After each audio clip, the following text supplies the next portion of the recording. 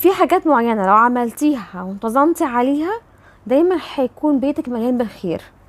من اول الحاجات دي، احنا كبيوت مصرية اهم حاجة الفول. يعني الفول ده دايما، يعني هو دايما موجود في البيت، يعني ما ينفعش بيت مصري ما يكونش موجود فيه فول.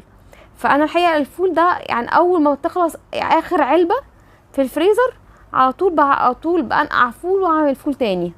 بينفع جدا في الفطار، في عشاء، في كل حاجة. يعني دايما اي حاجة طلع علبة فول يعني وهنسخنها يعني. فالموضوع يعني اساسي جدا في كل البيوت جدا. كمان بيرمي معاكي، ودايما يعني ايه، مش محتارة هتعملي اكل ايه، او عايزين ياكلوا، عايزين مفيش، لو مفيش اكل خالص هنزل علبة فول من الفريزر. فالموضوع بيبقى حتى لو جالك حد وعايزة تعملي مثلا في عشاء او اي